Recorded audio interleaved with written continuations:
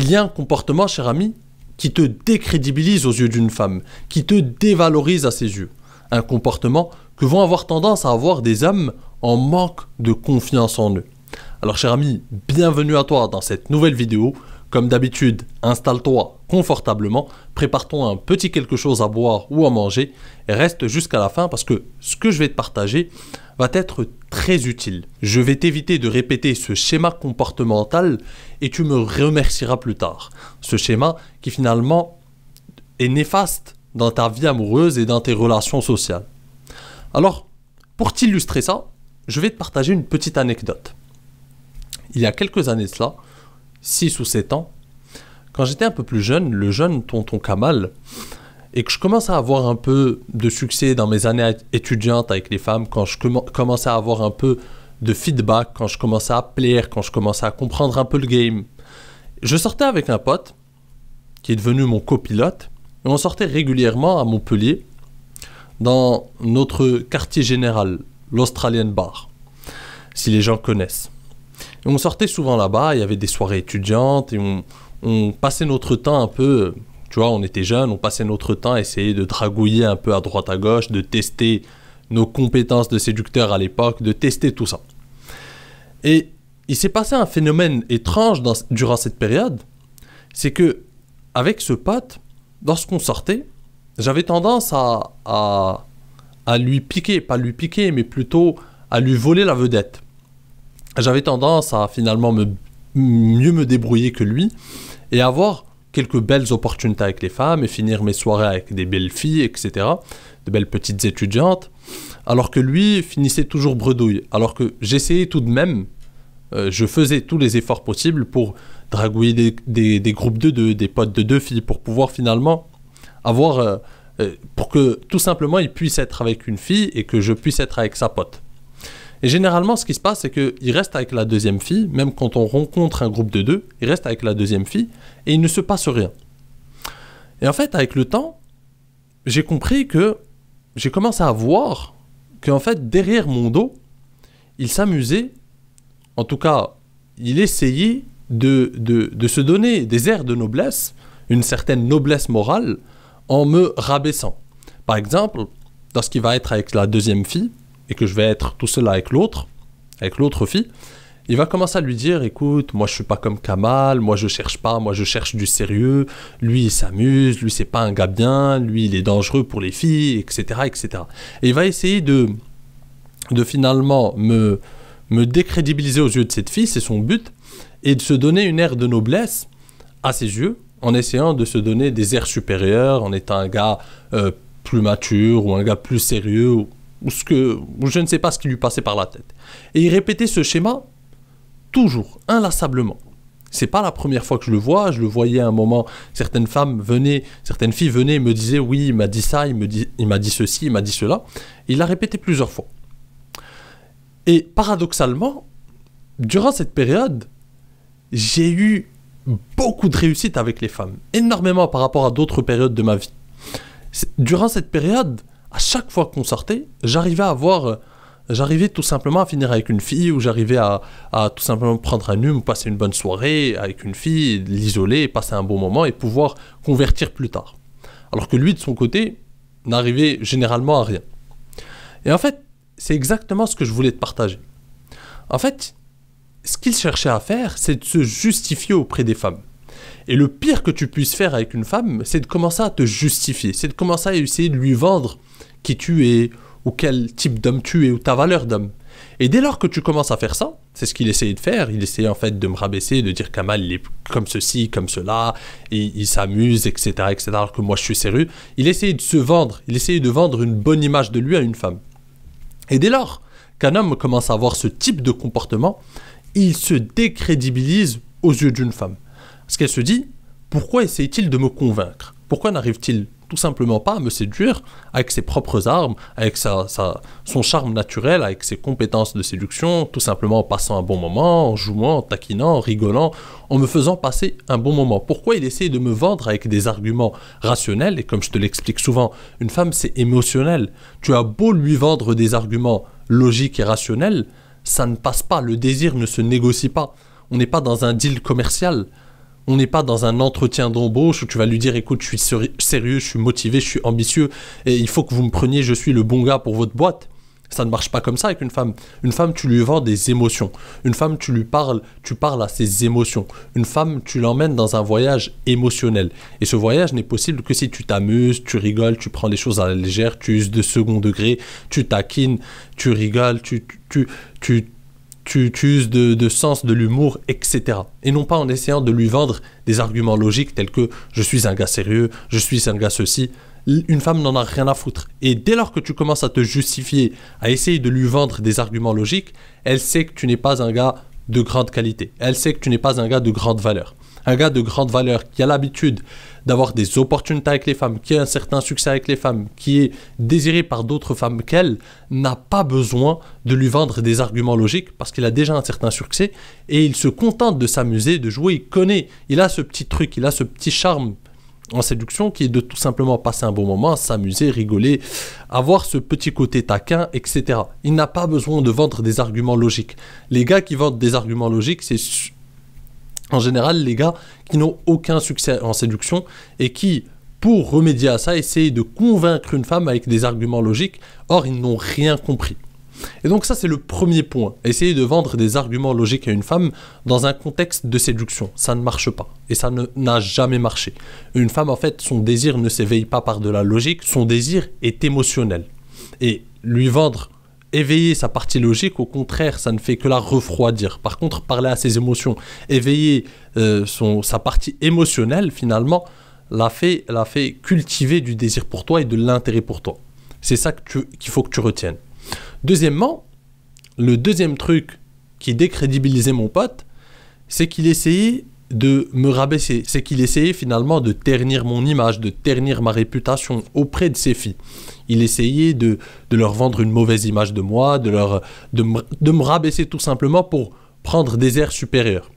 Et ça, c'est le pire que tu puisses faire encore une fois parce que dès lors, cher ami, que tu commences à rabaisser un autre gars, qui est un concurrent pour toi ou un gars que tu n'aimes pas et que tu essaies de le rabaisser à une femme et que tu essaies de, même avec des arguments logiques, de lui expliquer que ce gars n'est pas bien parce que ceci, parce que cela, dès lors que tu fais ça, il y a une sorte de signal d'alerte chez une femme qui lui dit en fait ce gars, il a peu confiance en lui et pour lui l'autre gars qu'il essaie de rabaisser, c'est une menace. Et vu que c'est une menace pour lui, il essaie de le rabaisser pour pouvoir, c'est son seul moyen de le concurrencer, c'est de le rabaisser ou de le décrédibiliser, etc.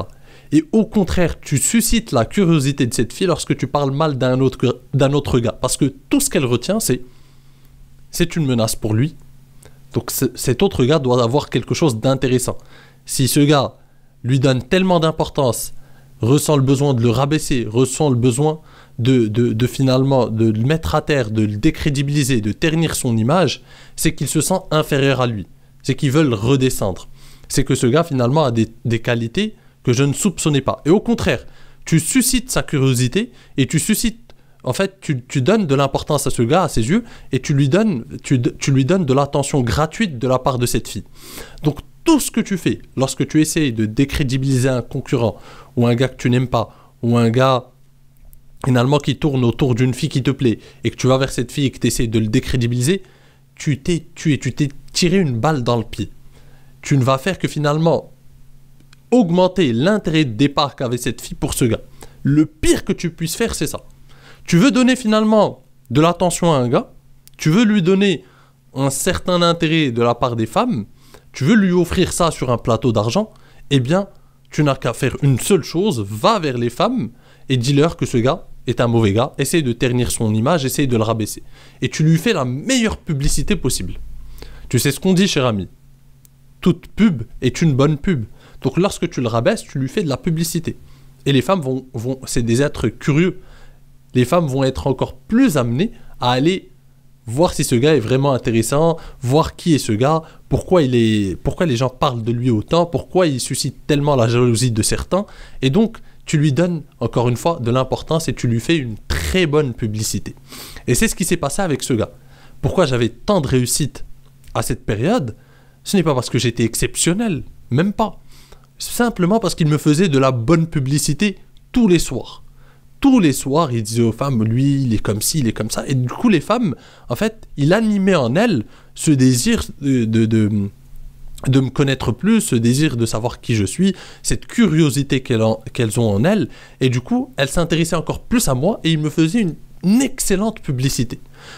Et de l'autre côté, toi, par contre, tu te décrédibilises à un point lorsque tu rabaisses un homme aux yeux d'une femme, lorsque tu essayes de ternir son image en lui racontant des trucs par rapport à lui, en essayant tout simplement de le décrédibiliser, eh bien, tu te décrédibilises à un point que je ne peux te décrire, cher ami.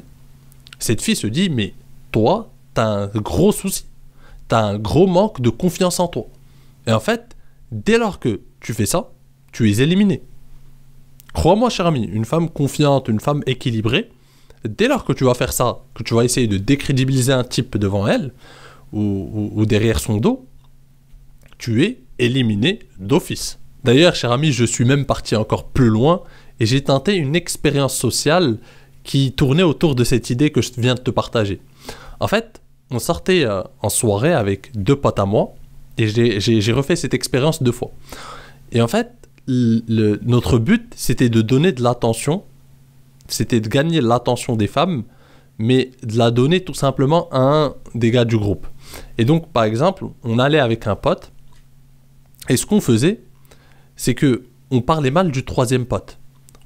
On allait aborder des femmes, et durant la conversation, on leur dit « Oui, mais mon pote, en fait, lui, il est comme si... » Je faisais exactement ce que faisait mon ex-copilote à l'époque.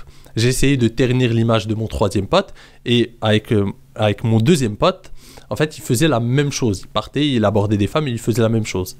Et en fait, ce 3e pote, on lui faisait une publicité, mais d'enfer. Dès lors, toutes ces femmes voulaient gagner son attention, elles cherchaient à le connaître plus, elles cherchaient à s'en rapprocher, et tu vois, durant la soirée, beaucoup de femmes qui commencent à s'intéresser à lui, et en fait, il sort de nulle part, et il commence à voir l'intérêt des femmes juste comme ça. Et les 2 fois où on l'a fait, il a toujours réussi au moins à partir avec un numéro, un contact, ou repartir avec la fille. Une fois, il est reparti avec la fille, et une fois, il est reparti avec un numéro, ou même plusieurs numéros, je me souviens pas. Mais l'expérience était une expérience réussie. Et encore une fois, cher ami, si tu veux te décrédibiliser, parle mal d'un pote ou d'un homme que tu jalouses, parle mal de lui auprès d'une femme. Et tu verras que tu lui fais la meilleure pub possible. Lui, il gagne des points et toi, tu en perds. Donc, élimine ce comportement. Élimine ce comportement qui te dévalorise aux yeux d'une femme. Tu n'as pas, en fait, tu dois comprendre une chose. Tu dois avoir confiance en tes compétences sociales, en ton charme naturel, et tu ne dois pas ressentir le poids de la concurrence. Si en fait la concurrence te fait peur, c'est que tu es en très mauvaise posture et que tu n'as pas assez confiance en toi. Tu dois te dire, je suis tel que je suis, j'ai mes qualités, je travaille sur moi, j'ai mes qualités et mes défauts, j'ai ma manière d'être, je me forme, j'ai des compétences en séduction que j'ai réussi à développer avec le temps. Et ensuite, cher ami, j'ai des femmes qui vont s'intéresser à moi, d'autres qui ne vont pas le faire, mais je suis très confiant dans mes interactions avec les femmes. Et pour moi, à titre personnel, je considère que je suis l'un des meilleurs prétendants pour les femmes. Et ça doit être une idée à laquelle tu y crois vraiment. Si tu feins d'y croire, ce n'est pas bon.